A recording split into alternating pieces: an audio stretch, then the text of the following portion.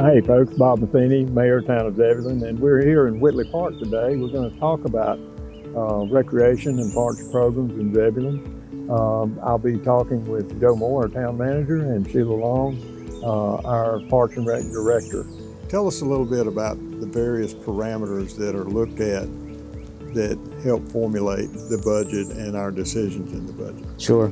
So as you've said many times, Zebulon is the final frontier of all the growth that's happening in Wake County.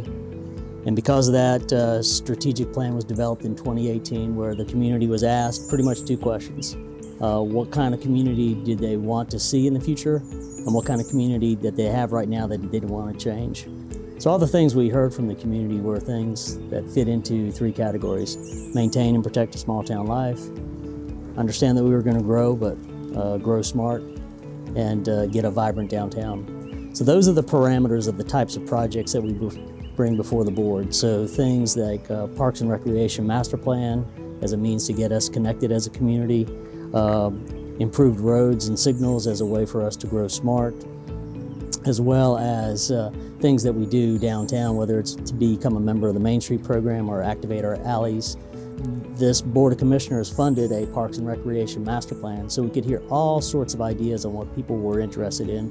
And so that Parks and Rec Master Plan is going to provide us a toolkit that the community can decide what is the highest priority of all the things that were mentioned. Tell us a little bit about the parks and some of the plans for the parks. So we have 6 parks in the town of Zebulon and the community center, and we're just so fortunate that this community has been supportive of parks and recreation for quite a while, and that's apparent in the facilities that you have. But we also are looking for opportunities to expand how we're serving our community, and as our community grows, we might need additional facilities or additional parkland. So we've used this master plan process to really assess our park system and assess how our community is growing and how our demographics are going to change, and how the planning in our region is changing. And we also look at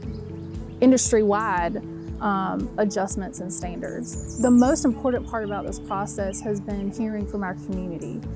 So what is it that you want? What is it that concerns you? What is it that you want to do from a programmable perspective? What is it that you want to see in our parks? We've worked through all of that, and we compiled that information, and it was presented to the Parks and Rec Advisory Board.